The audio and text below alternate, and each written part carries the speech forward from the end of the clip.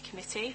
If we can just go to the first item on the agenda, which is election of the chair, and I'll pass you to Tim James. Thank you, members. I understand that, Mr. Mayor, you're not wishing to chair this. Is that correct? Yes, that's correct.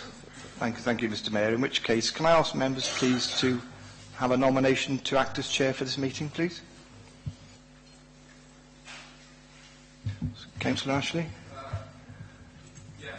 Yes, Councillor Mandy Owen, please. Is that seconded by anyone, please? Thank you. Are you willing to act as chair, Councillor Owen, please? In which case, could I ask you to please come and take the chair? Thank you.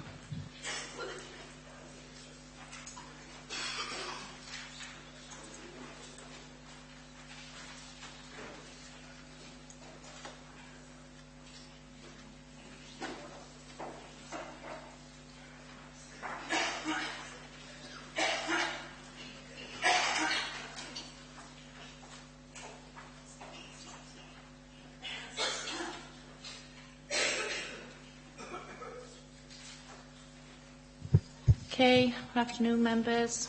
Right, we go straight to the agenda. First item, attendance and apologies. Have we had any apologies, please? I've had apologies from Councillors Hugh Bevan, Stephen Brooks, Ron Burnett, Pamela Cameron, Glyn Carron, Kelvin Harnett, Alan Jones, Brian Morby, Raymond Mills, Graham Smith and Barry Taylor. Members, any other apologies that you're aware of? No? Councillor Crick? Excuse me. I believe, Chair, that Councillor Furzer has had to return to work. Oh, I apologise. No. Councillor Furzer's here. Thanks. Okay. Next item, declarations of interest. Can I hand you over to Tim, please? Thank you, Chair. The declarations I'm aware of, members, are as follows. Councillor Tomlinson, I believe you have a personal interest as you're a council-appointed governor of one of the schools affected. Is that correct, Councillor Tomlinson? Governor of Ganteg? Yes. No, yes. No, I'm not. Right. No. Right. Well. Right. Thank you. Thank you, Mr. Mayor. In which case, you're declaring a personal interest in relation to that, I take it. Is that correct? And Councillor Tomlinson? I have a personal interest. I've got a grandson that goes to Comfort School. Okay, fine. Thank you. I'm not aware of any other interests, members, unless anyone has any questions for me. In which case, can I just remind the members concerned to note the interest on the attendance register in the appropriate part of that, please. Thank you. Thank you, Chair. Okay, thank you. Agenda item 5, minutes of the last meeting, 20th of October 2015. They start on page 3 of the agenda. So do you want to go through it page by page? Page 3, 4. Madam Chair, I believe I did give my apologies, send my apologies in for this meeting. Okay. Thank you. We'll note those, Nigel. So page 4, page 5, page 6, page 7, and page 8. Any matters arising from any of the minutes? No. Everyone happy to note the minutes? Move. Show of hands. Thank you. Minutes are noted. Okay. Agenda item 6 is a challenge to a Cabinet decision made on the 9th of February 2016. So we're here to consider the challenge received to the Cabinet decision made on the 9th of February with regards to the school reorganisation proposals arising from a 21st Century Schools programme. Can I ask Councillor Tomlinson to present your challenge for the Cabinet to reconsider the decision, including your reasons and rationale, please? Yes, thank you, Madam Chair. I'll just read out a statement before I actually read the challenge itself. I bring this challenge before this scrutiny committee believing strongly that it is the right decision to have taken in trying to save our school, Victoria Primary, and protect Nursery from impending closure. The implications for this scrutiny committee's decision taken today if it is to note the Cabinet decision taken on the 9th of February, with the statutory notices to eventually close Victoria Primary and Brinteg Nursery, will have profound impact on any future developments in the north of Torfaen and its communities. The Welsh Assembly Code for the 21st Schools Programme, introduced back in 2011, set authorities a business case which was good in its concept and ideas. But today, the Welsh Assembly Code, in times of austerity and cutbacks for local authorities, the programme has become challenging. There is a need for us, as scrutiny, to seek further questions. Is spending £8 million to extend and remodel 2 schools best value for money, especially in testing financial times? And why were the proposals by Fairhurst consultants not fully investigated? The completion of the 21st Schools Programme have increased from the present 3 years to 7 years. Local authorities now have to find 50% instead of the 30%. The projected downturn in primary school children is now planned to increase rather than decrease over the next few years. Another concern which has not been fully scrutinised is children's safety. Are we asking for families and children to walk on unsafe routes to school with no pavements and narrow bends? I admit assurances have been given that school transport will be provided, but again, why have we not been able to give assurances on how much all this will cost, on how long will this school transport last, and what percentage of children will be attending which school? Victorian Primary and Brinteg Nursery must be seen as assets in our communities and not just seen as financial liabilities. We have all read and seen the many letters from the school children and parents, and not forgetting the alternative proposals against closure, which were all part of the consultation. All the letters bear testament to the amount of passion there is against the closure of our school and nursery. Victoria Primary and Brinteg Nursery are central to the economic and social well-being of our communities, and any closure will rip the heart out of our community. Effective scrutiny is about being open, fair, constructive, and most importantly, to amplify the voices of the public we are elected to serve. But overall scrutiny is about making a difference to the lives of the people within the community. We have much to lose in the Aberystwyth ward, and I ask you for you to support my challenge, to allow more time, and for you to support me and my community, my constituents, and vote not to close Victoria Primary and Brinteg Nursery. Thank you, Madam Chair. Thank you, Councillor Tomlinson. Dermot, do you want to respond to Councillor Tomlinson? Oh, yeah, sorry. Is that challenge seconded? Yeah. Okay, Madam Chair, I'll read out my challenge. I, Councillor Wayne Tomlinson, wish to challenge the decision of the Cabinet made on the 9th of February 2016 in relation to school reorganisation proposals arising from the 21st Century School Programme, because 1. Cabinet has not shown due respect for human rights to provide equality of opportunity in relation to the well-being of the child. 2. Cabinet has not considered the overcrowding of classes, including nursery places. And 3. No meaningful consideration has been given to any other option as an alternative to closure. And 4. Cabinet has not considered the economic, social and well-being of the community of the closure of Aberystwyth Primary and Brinteg Nursery. I propose the Council Overview and Scrutiny Committee should require Cabinet to reconsider its decision taken on the 9th of February 2016 in the light of the reasons set above. Thank you, Madam Chair. Councillor Tomlinson.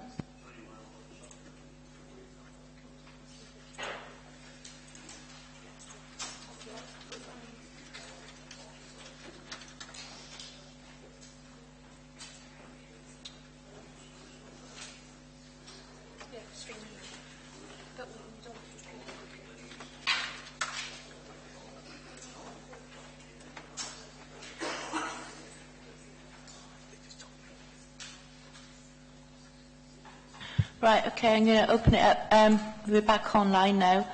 it has been sort of recorded. It's not live streaming. So would you want to read out your challenge again, or should we just carry on? Councillor Tomlinson. The webcast is it recording, as Councillor Stewart Evans said, there are a lot of people who actually probably missed the first one, so I'll read out my statement again and challenge. Yeah, if you read it again, but it doesn't need to be seconded because it's already been accepted. Okay, thank you, Madam Chair. I've been asked to stand up for this one, so. I bring this challenge before this scrutiny committee, believing strongly that it is the right decision to have taken in trying to save our school, Victoria Primary and Brinteg Nursery, from impending closure. The implications for this scrutiny committee decision taken today, if it is to note the Cabinet decision taken on the 9th of February, with the statutory notices to eventually close Victoria Primary and Brinteg Nursery, will have profound impact on any future developments in the North of Torfaen and its communities. The Welsh Assembly Code for the 21st Schools Programme, introduced back in 2011, set authorities a business case which was then good in its concept and ideas. But today, the Welsh Assembly Code, in times of austerity and cutbacks for local authorities, this programme has become challenging. There is need for us as scrutiny to seek further questions. Is spending £8 million to extend and remodel 2 schools best value for money, especially in testing financial times? And why were the proposals by various consultants not fully investigated? The completion for the 21st Schools programme have increased from the present 3 years to 7 years. Local authorities now have to find 50% of the 30%. The projected downturn in primary school children is now planned to increase rather than decrease over the next few years.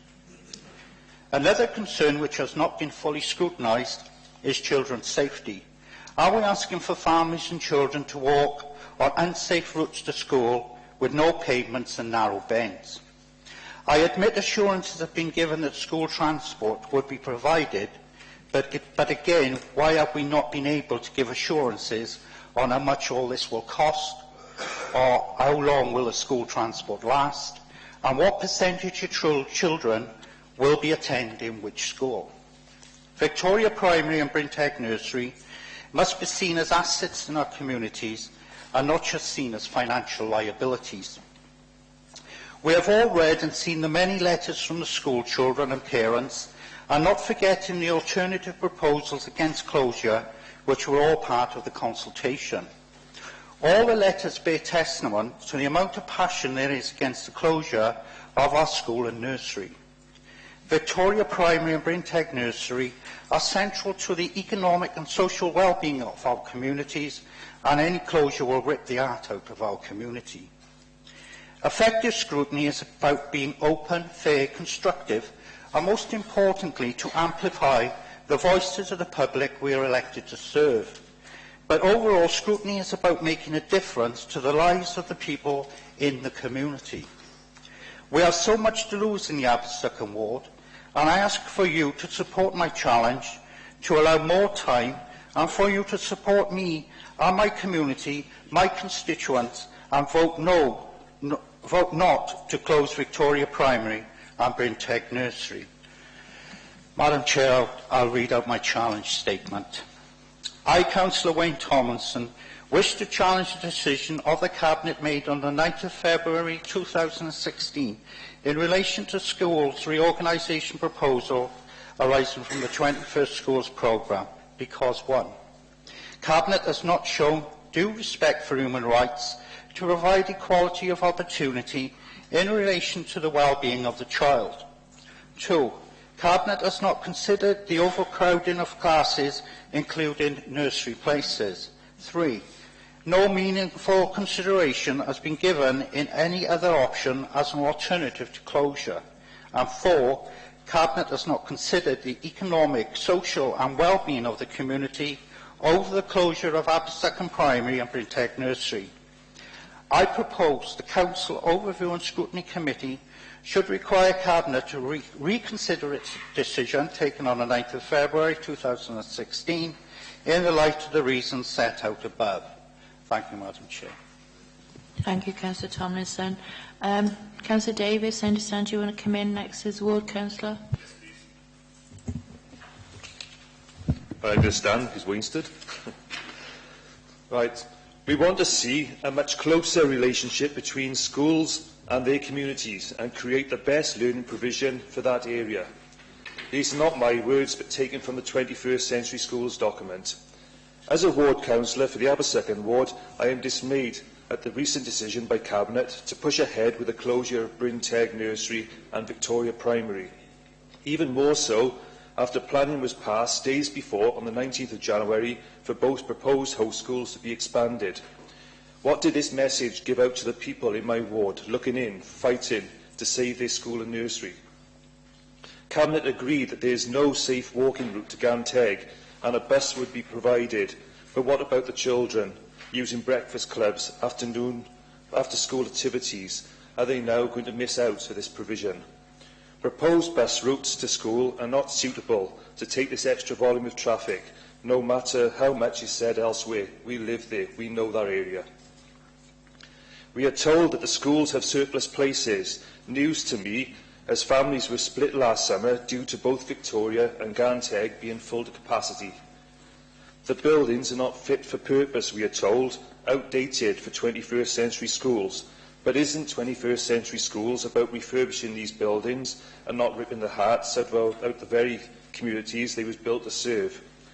Scrutiny needs to look into the United Nations Convention on the Rights of the Child to ensure that the children's rights have been taken fully into account, as the WAG has put this into law. Zach and his friends are owed this after writing all these letters to everybody here. Community-focused groups have been at the heart, community-focused schools have been at the centre of the devolved Welsh Government strategy in tackling poverty and disadvantage in education for many years. Abercychan ward is a community-first area. Our children should be allowed to continue to receive the best education in a safe and cared-for environment. This ill-thought-out scheme will have a devastating effect on our children, our community and its future otherwise. We need this nursery and we need this primary school. I ask scrutiny to call in this decision and to study the proposals in detail. It's not just myself and the residents of the ward asking this, it's also the Labour Member of Parliament and the Labour Assembly Member for Torfaen. In my opinion, Abercychan has given enough.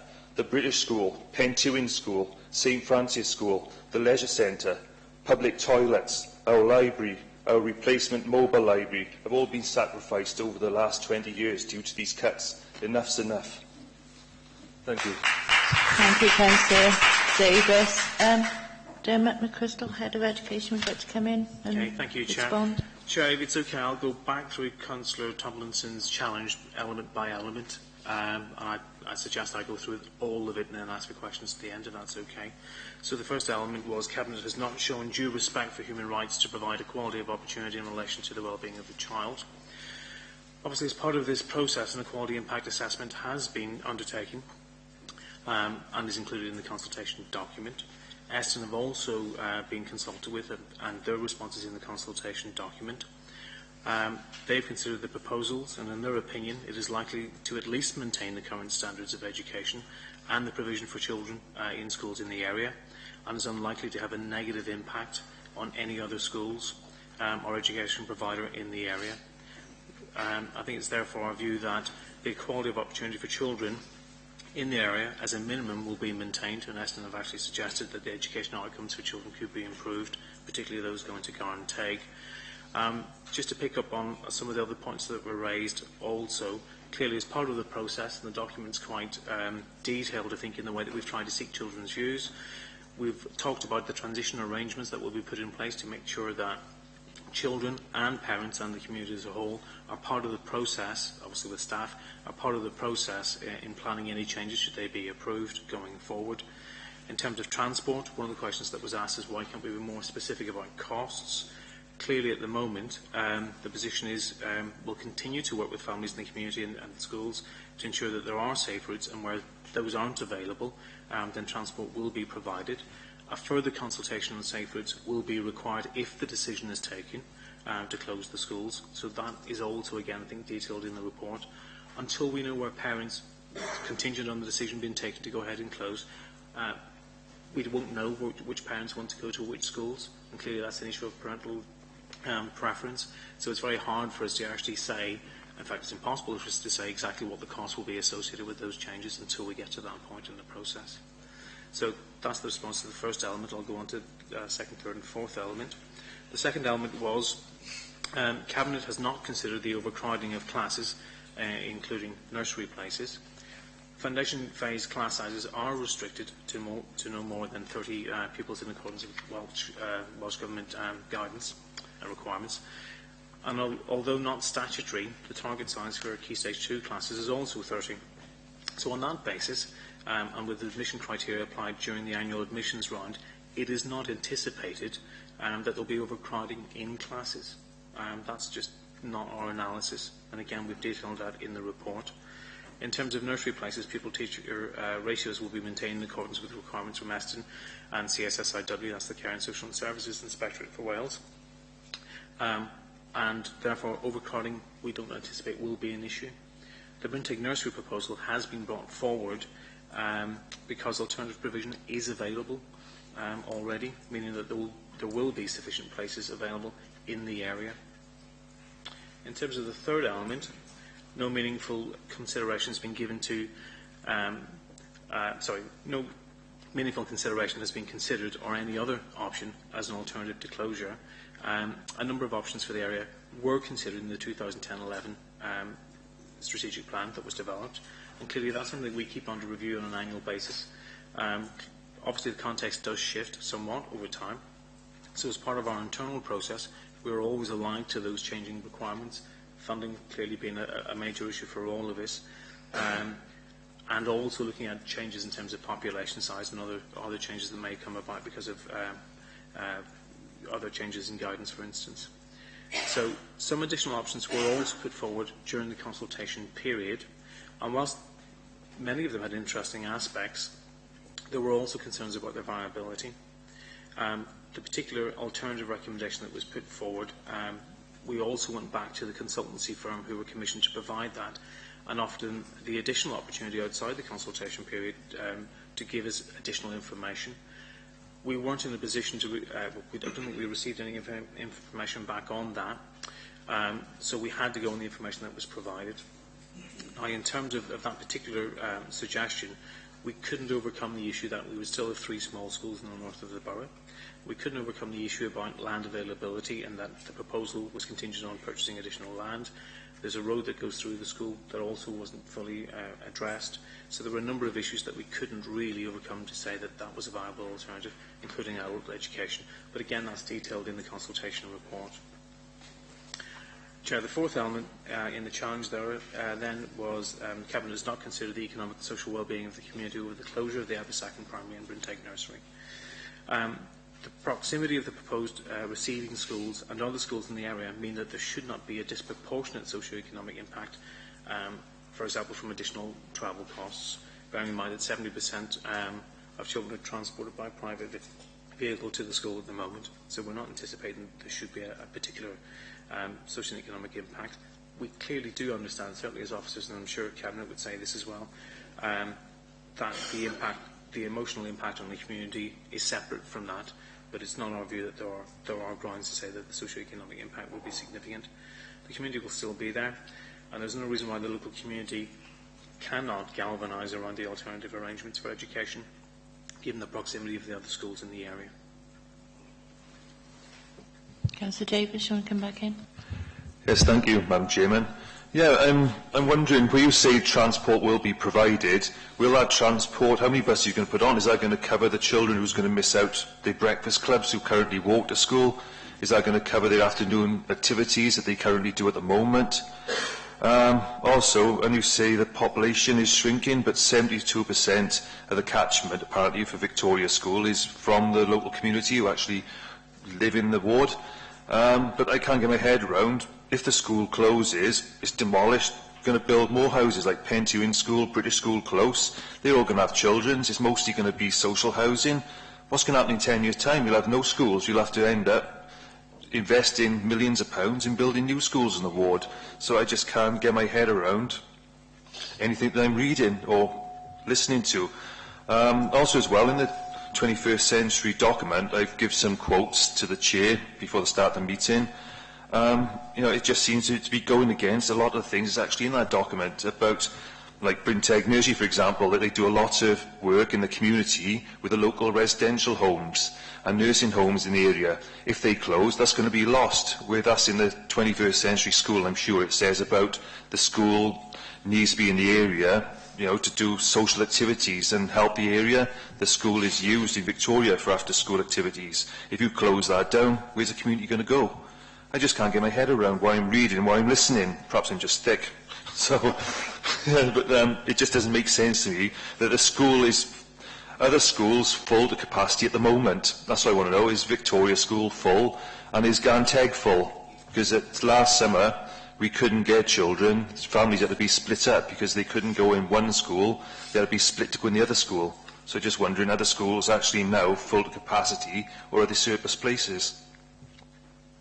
Dermot? Chair, there's quite a few elements to that, so I'll try and answer them. And if I miss anything, please remind me. And just picking on a couple of the issues there, we've picked up on transport. Until we know where parents want to go, some of the detailed modelling about the costs associated with transport can't be completed. That's just the reality of where we are. As I've already said in my response, there will be further work around transport anyway as part of the statutory response, should the decision go ahead. And that, I wish I could be more detailed. I wish we could say that we can predict and look forward exactly who's going to choose to go where, but until we know that information, some of that detailed... but I just want to say, with all due respect, are our children going to miss out on their breakfast clubs or on their afternoon activities because the school will be closed and they can't get to Ganteg unless they catch the one bus going back and forth each day? I just want to know, will our children miss out on what they're currently enjoying by going to Victoria or going to Brinteg? Are the parents going to... Their children, who's the most important things in this, are they going to lose out because there's only one bus to school, one bus from school? Now, we need to know before we actually put our hands up and say, yeah, go on then, let's agree, let's close it. We need answers. We need to know how is this going to affect our residents' children. And again, it comes back to the question, A, we don't know which parents are going to go. There is going to be a further consultation process that will include all of those issues about where parents want to send their children, which facilities are actually available, how many parents want to take up those options for their children. Clearly, as a council, we want to make sure that as many children as possible who want, families as possible who want to access Breakfast Club can, and that will be part of the consultation process. But we just can't give you that detailed information until parents tell us what they choose and where they would like to go themselves. I just need to pick up the point around the school site usage. There are no plans that I'm aware of, I don't think they exist, of what would happen should the schools close about the usage of those sites. So I think it's a bit speculative at this point to be saying that those sites might be used for housing. I honestly don't know that, and that hasn't been looked at this point. In terms of capacity, I might just ask John to come in terms of where we are with surplus places at the moment. I just refer members back to the original consultation document, if I may, which in stark relief on page 10 gives you an indication of the projected surplus beyond the date that it's proposed the two schools, the nursery and the school, will close. So if you're looking at the four primaries in the north, Glenavon Heritage, Comfredor, Ganteg and Victoria, then in 2018 surplus places of 105. 2019, 146. By 2020, we're projecting 191 surplus places, and that assumes that the primary school will close and that the extensions will have been created at Comfredor and Ganteg. I'm just wondering, is it full at the moment? Do I want as a yes or no? Is the school full to capacity at this very moment in time? Yes, it is. Right. Okay. John, Dermot, did you want to come back in? No? Okay. Councillor Tomlinson. Yes, could I ask the Officer McDermott, with the alternative proposals by Fairest that was on the table, could I ask you, did you actually meet with these architects to consider or investigate this proposal? When we received the proposal, one of the things that we did was ask the parents group that submitted it to us if they had any additional information that they wanted to provide, and we asked some questions specific to try and get that information. We also made contact directly with the architects company to invite them to provide additional information, although we had been advised beforehand that they may view that to be commercial information which they wouldn't release unless they go into a commercial arrangement with the council. I'm satisfied that we had sufficient information on which to base a judgment that the proposal was not viable. Okay, right, we can open the floor to members' questions. Colette Thomas? Can I say, I think I would have been happier to see more detailed and more consultation with the governors and parents about the alternative proposals. As a scrutiny member, I don't feel that I've really got a grip of what went on there, so I think I would like to know more about that. The other point I'd like to make, has there been a community impact assessment done? If you go back to the original document, the original consultation document, Councillor, and towards the rear, one of the appendices is an assessment in terms of the community. Part of the judgment is whether or not you believe it will have a significant impact. I think it's accepted by most people, if not all people, that when you make a change of this kind, there is going to be some impact. What you have to do is balance whether or not the impact that you anticipate outweighs the need to do what you need to do in terms of managing, in this particular case, the school's estate, the management of school places going forward. Can I just say, on page 54, it says that Estyn considers the proposal has carried out a fair community impact. Would we consider that to be good enough from Estyn, fair? I think we would be looking for a good community impact statement.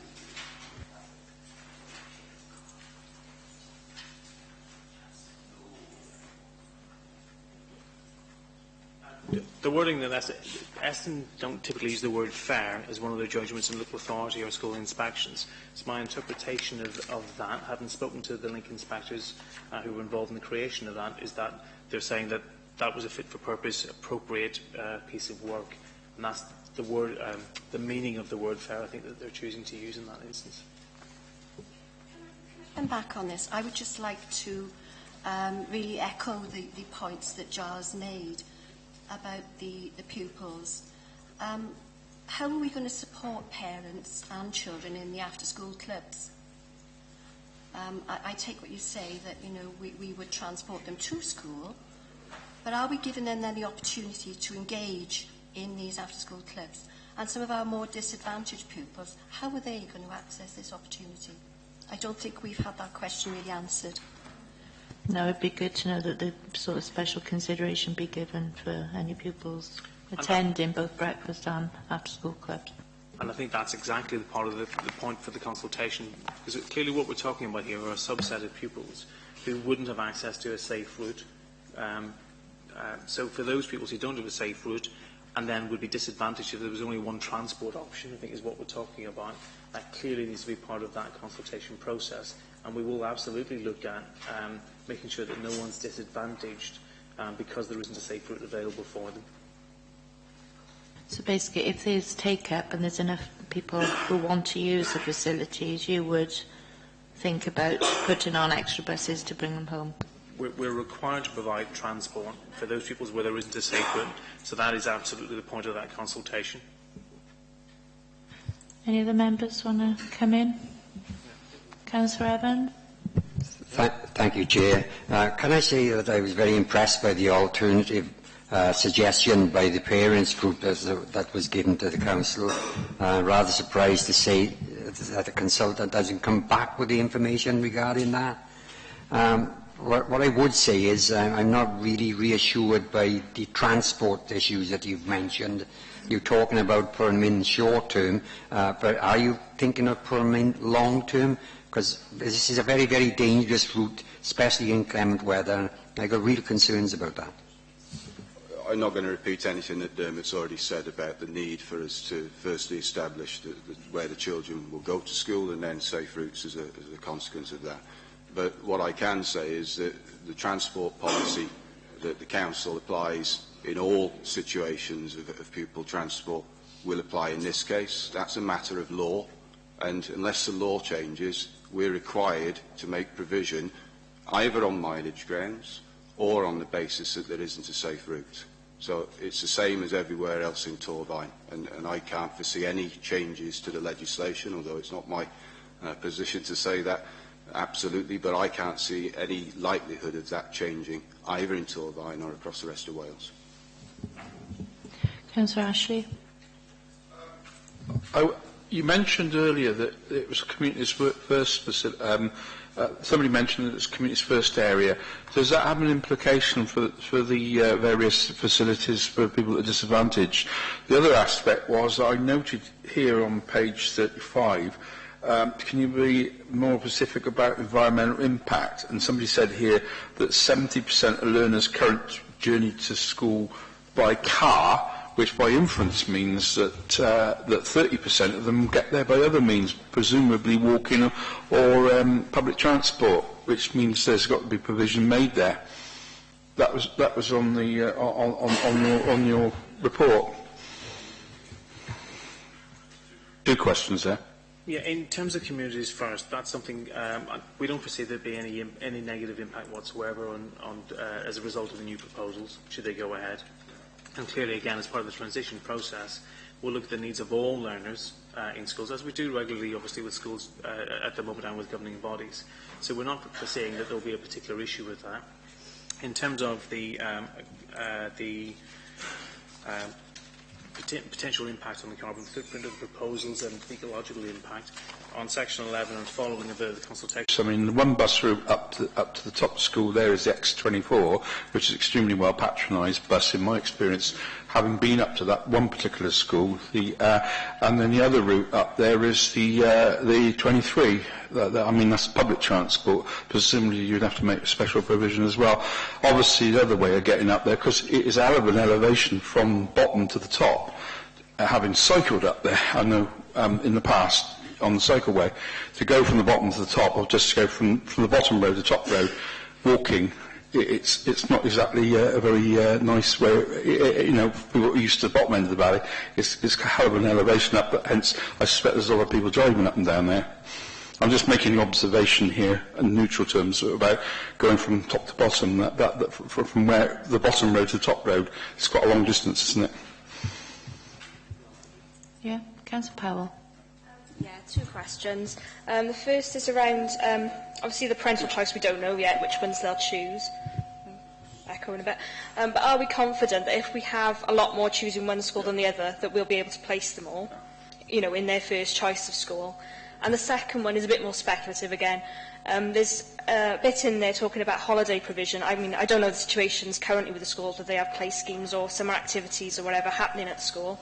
It says they'll give local provision if there's demand for it. If there wasn't demand, would we be busing them to other areas to attend holiday provision? So we take the issue first about parental choice. We're not anticipating that there will be an issue with accommodating people's first choice if they are within the catchment area for the schools that we're talking about. Clearly, what we have to see is what people elect to do. And we have experience of a number of closure proposals where people decide that they don't want to send their child to the catchment school, the new catchment school, and that's entirely their prerogative if there are places elsewhere that they do want to send them to. So we have to wait and see, but no, we're not anticipating any issues, and indeed, as I pointed out before, over time, actually the amount of surplus places in the area is going to increase, not decrease. The second issue then in terms of local provision, I have to say that local provision, if these proposals go ahead, is ultimately a matter for the schools that will continue to exist and for their governing body and staff and head teacher. So we can't give an absolute commitment that what exists now will exist in the future. It's not ours to gift.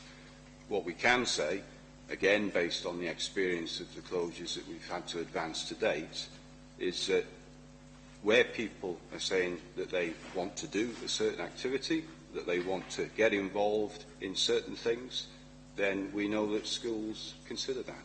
and they do their best to provide what they can. We haven't had any backlash in that respect as a result of any previous proposal that we've put forward, and unfortunately we've had to put forward a lot of proposals in the last few years. And Chair, just to add that, because I think you made a point particularly around play provision, and clearly we obviously work closely with Julian Deveen's team already, and if there were to be any threats to the play provision, that's something that we would pick up with Julian as part of our ongoing regular sort of links with Julian in any case. So we'd obviously work with the schools and the community to see what we could do there. Councillor Rees. Is the local authority considering changing its admissions policy to ensure that siblings are guaranteed a place at the other sibling school? No. No proposals in that respect, and the reason for that primarily is that you could disadvantage children who are in catchment at the cost of those who are outside, just because they're a sibling. Councillor Barnett. Yes, could I first of all add a little bit to this, because that question came up at a governing body of a school on which I'm a governor. It's in a community first area. I won't name it, but it was the school that got excellent in its last testing inspection. As a result, we have lots of people out of catchment wanting to come into the school, and that can that can form problems because, as has been pointed out, it could mean that local residents then could find it very difficult to access a school that could be 2 or 3 doors away. The point I want to make is that, like everyone here, I hope, I have studied very carefully all the information and the data that has come my way, and including, of course, the kindly supplied Victoria Village alternative proposals. School closures are never comfortable to consider, and I can speak from, obviously, first-hand experience. The primary school I attended, and I'm proud to say I have received all my education in this valley, as did my 2 daughters, but their secondary school that they attended has closed, my primary school closed, and there's been a whole series of that, even the school my father attended closed. Because education is not about remaining static. It is responding, obviously, to what is needed in our valley to provide the best possible education. And that's what we want, the best possible education with what could be diminishing financial input. And I will praise the Welsh Government, because unlike the UK Government, it has insisted that school budgets are protected and that we proceed with our 21st century school proposals. And that started in 2011. And in many ways, here we are now, almost 5 years later. Some of the handicaps and some of the changes have been because of the Welsh Government itself changing some of the rules. I am confident from the information that I've had supplied, from witnessing webcasting of cabinet meetings, from being directly involved in the whole procedure, from the early days when we had public consultations throughout the valley on our 21st century school proposals, that everyone who wished to be informed has had opportunity to do that, and certainly through the good offices of scrutiny and seminars on the council, every member who wished to be totally up to speed can be. I mean, there are some considerations that have come out in the package, some from children. I mean, you know, there was one parent, I assume, who was a bit concerned about his child having to attend a community first school. Well, I've explained that our community first schools are responding magnificently to the needs of the children in their areas. And as you would expect, some of the children who were consulted in, I think, the nicest possible way, are a little bit worried about bullying and that kind of thing. Well, those are the same feelings that they will have when they move on to secondary schools. And we know, obviously, that we have faith in our teachers and governing bodies for allaying those feelings. I believe that our officers, and I know that thousands and thousands of hours have gone into preparing all the documentation for our 21st century school proposals, have come up with the best possible set of proposals we could have. We might not, as ward councillors, like it when a school in our ward is closed. I was a former chair of governors at Llantarnam School, for example, and I know that's a merger, but the building itself has now gone.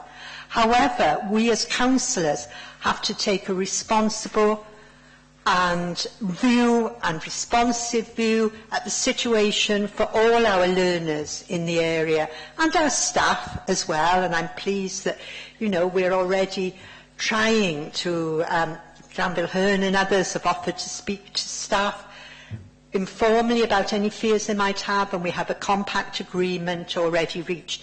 These plans were accepted by the Council when they went to the Welsh Government. We are now at the implementation stage. I don't know, I believe that the questions that Councillor Tomlinson had have been answered by colleagues, by our officers. I don't know whether he wants to withdraw his motion. I suspect not. If he wishes it to stand, then I have an amendment I wish to make, because I think all possible areas of concern have been presented to the officers, and certain, obviously, reassurances and assurances have been given.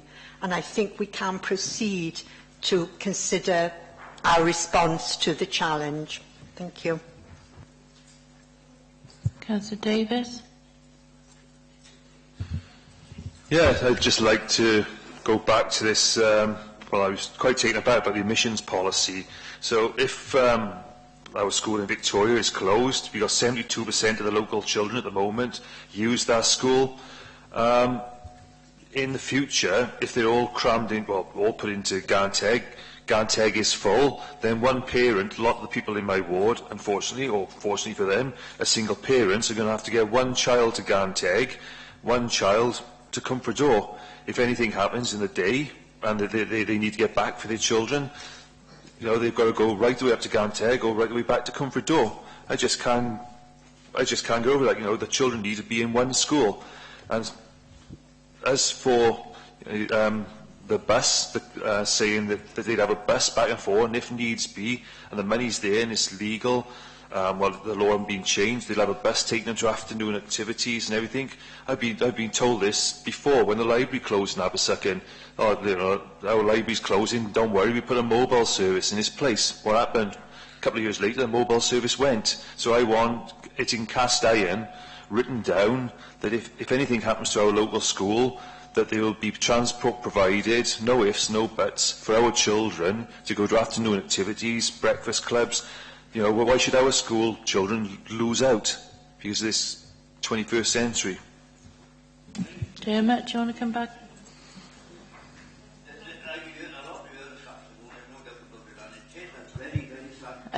Councillor Marshall, can you use your mic, please? Your mic.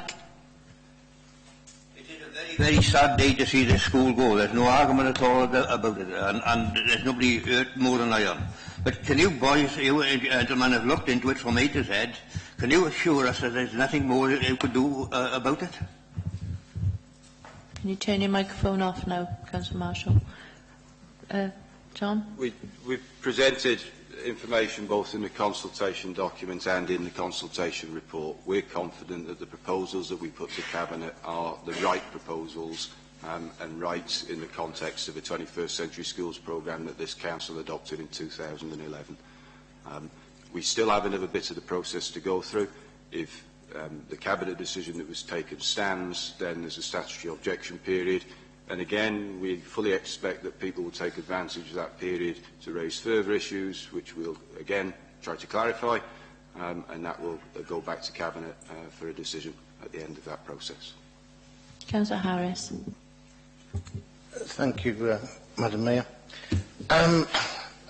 First of all, I'd like to say I welcome the the challenge by Andy's statement by Councillor Tomlinson and the statement by Councillor Giles Davis. I'll be disappointed if there's an amendment to that, but we'll wait and see. I have a vested interest in that part of the borough because North Torvine is where my ward of Pontypool is. I'd like to make a few observations, mainly, first of all, with the North Torvine, where we've just got one main road that goes through there, one supermarket. All I've seen since before I was a councillor and since I've been in is that this area is particularly suffers more than the south. It's been deprived of children's facilities. There's been a number of schools that I've actually voted against the closure of, from Pontymoyle School, which was the only school in its ward.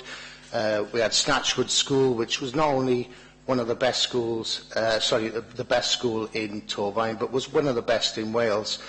And now we find ourselves with one of the more central community schools, Victoria Village School, is up for closure. Education has been a failure in Torvine in my time, and certainly on Councillor Barnett's watch. In the north of the borough now, we've got one adult education centre still standing in the form of the settlement, and that's been earmarked for closure. We have nothing for adults, and now we're talking about one more school, which is at the heart of the community, in a deprived area, in a community's first area, and you're looking at closing. Education has been in special measures or hovering thereabouts since I've been in. It's been a failure, in my opinion, and there's no blame apportioned here towards the parents, pupils or teachers. It's been let down by the authority. North Torvine is in decline, and the last thing we need is the closure of this school. The area is rapidly losing its appeal. It's not becoming attractive for people to want to move in there. One of the attractions in any area is good schools. And looking at the school itself, Victoria Village, in the heart of a community, as we've all touched on, it's on the main thoroughfare. It's easily accessible. It's very low down in a rising valley, and therefore the risk of adverse weather conditions is reduced, because what we're asking for is the proposed move to a school that's at a higher altitude, a mile away, 24 minutes from Victoria to Garnteg Primary, and back is a round trip of 44 minutes or whatever. We've got there's been a lack of investment, and that's why we're closing this school. It's a sustained lack of investment over a long period. It hasn't happened overnight. I know the school themselves have thrown their own budget at trying to keep the school alive. That is obviously not enough in the eyes of this council, but there's a true saying, failing to plan is planning to fail. And I believe that is what happened in this council. They haven't seen this coming over the horizon. I fail to believe that. They knew it was coming. They just didn't want to invest and keep or try to keep that school open. The pupils are far more than just a number on a spreadsheet. They are our future. And this decision would be the final nail in the coffin for both the school and indeed North Torvine. And today, these are my reasons for supporting Councillor Tomlin's challenge. But I'd like to finish off with one last observation. I'm also disappointed to see, and I am a North Torvine Borough Councillor, that there are 3 key councillors missing from the vote today, which brings me to a statement by Councillor Morby at the last meeting, where he got up and said categorically that I can reassure everybody in the room that there is no whip. I sincerely hope that that's not the case today, and I seek reassurance from the lead party that that is not the case.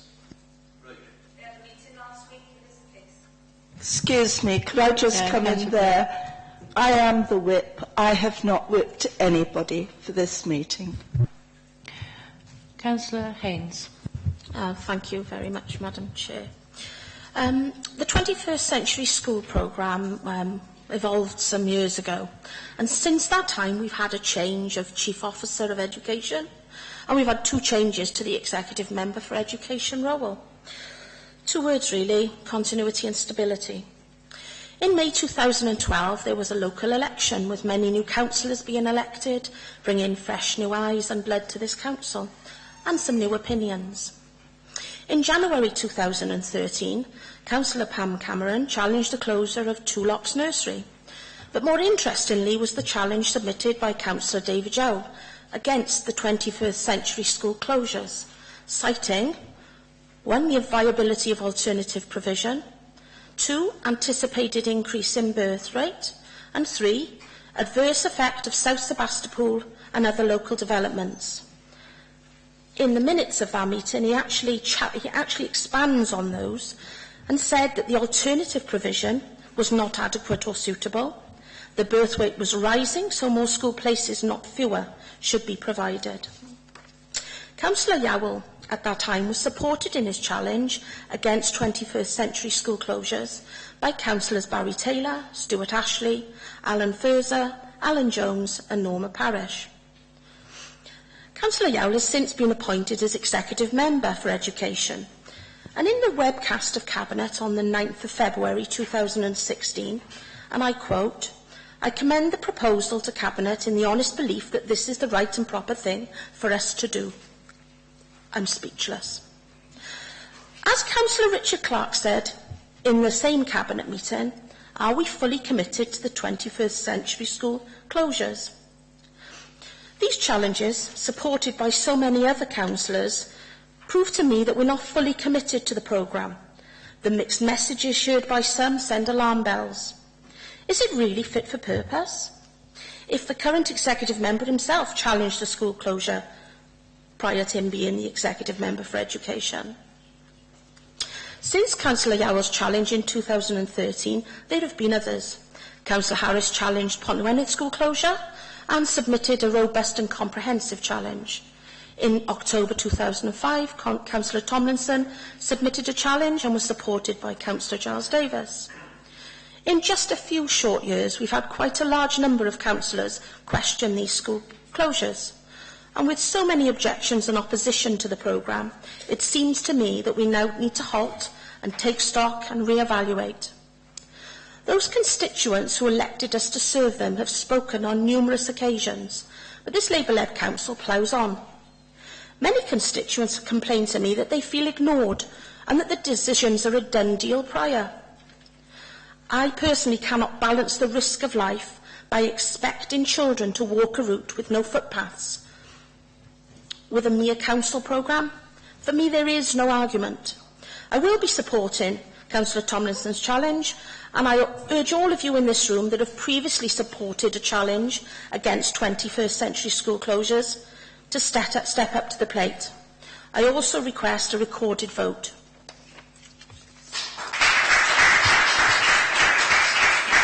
Is our request supported? Yeah, okay. Dermot, do you want to come back in on that, or wait for 6? I'm going to bring Alison. One of your own. Yeah, there's enough for a recorded vote. Alison? I just wanted to come in on a point of accuracy about, I think Councillor Harris said that there were proposals to close the settlement. There are no proposals at the moment. There's a review of community and adult learning, but there are no proposals at present. Just want to make that clear. Councillor Kemp.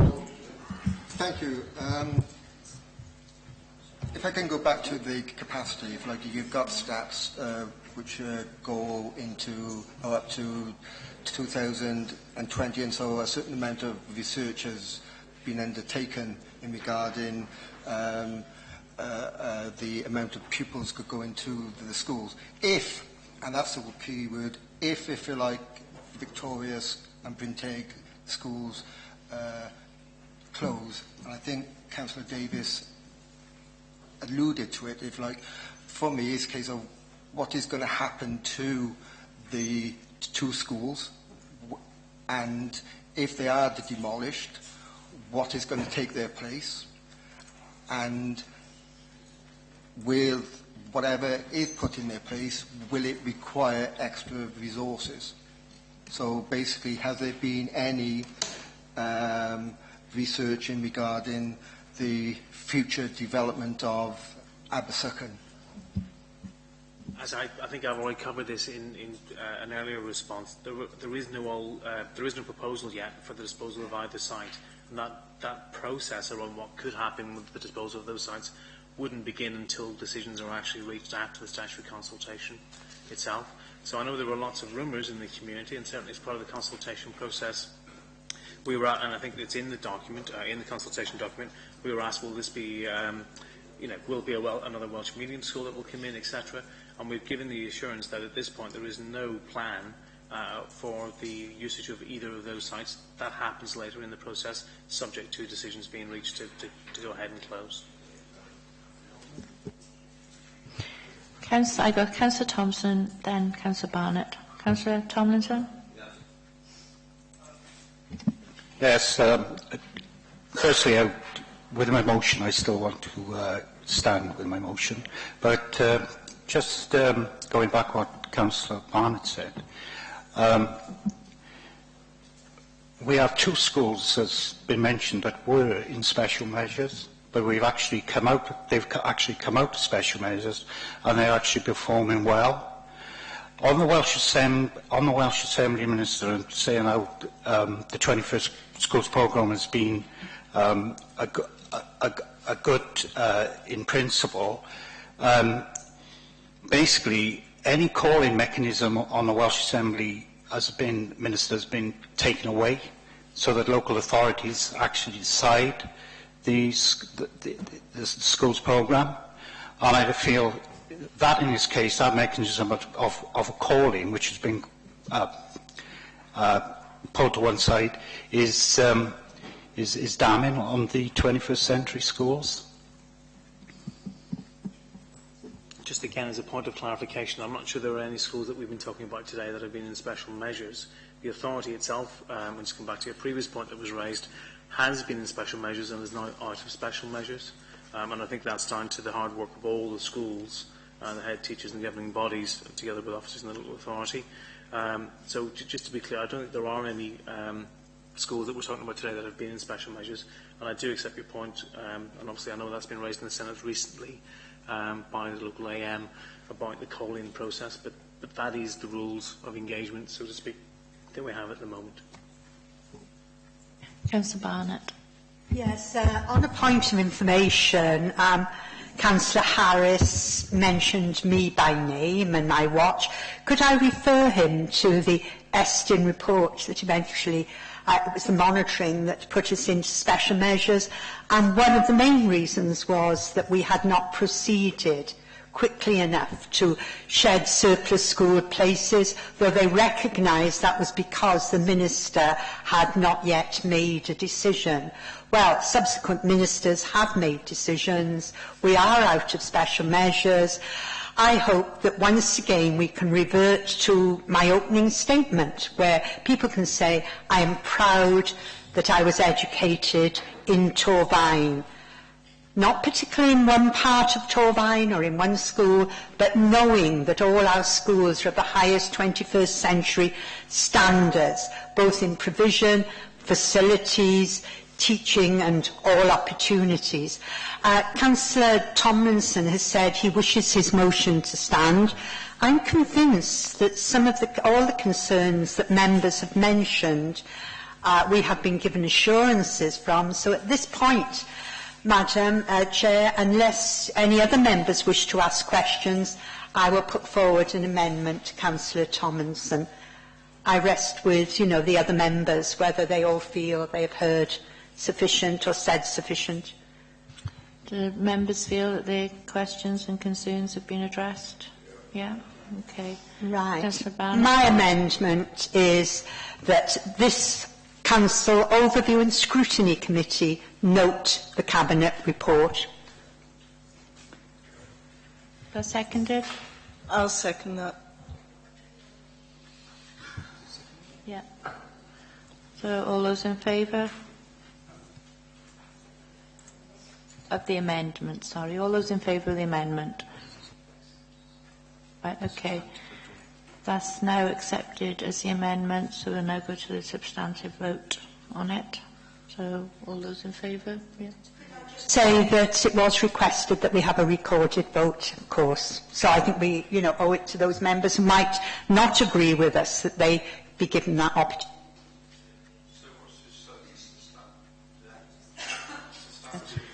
We're now voting on. We're voting the substantive to just vote to note the decision.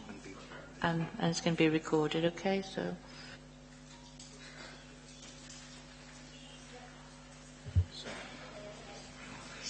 Councillor Ashley? Yes. Councillor... For the motion, sorry. Councillor Barnett? Councillor Constant? Councillor Crick?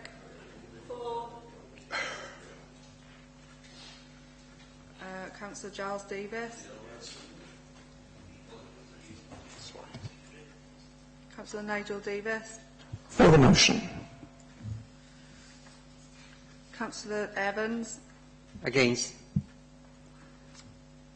Councillor Furzer? For. Councillor Graham? For. Councillor Harris? Against. Councillor Haynes? Against. Councillor James? Councillor Jeremiah? Councillor Kemp? Councillor Marshall?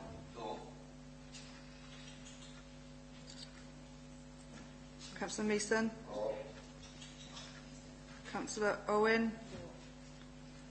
Councillor Parish? For. Councillor Powell? For. Councillor Rees? For. Councillor Seaborn? For. Councillor Thomas? Councillor Waite? For. Councillor Tomlinson?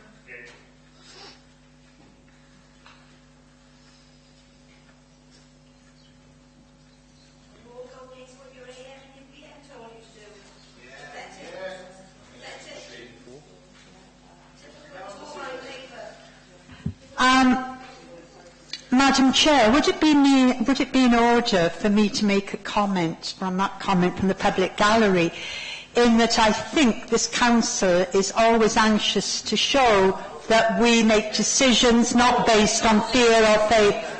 I don't think it's going to be appropriate at the moment. Right, okay, the results of the vote were 16 for, 7 against, so the motion's passed. Okay, thank you. May I say thank you on behalf my sheet does not match. Right, let's... From Victoria to Barnhead, and those who didn't vote, I'm afraid, do not have an opinion. Thank you. Okay, right, so thank you all for attending, and we'll call the meeting to a close. Thank you.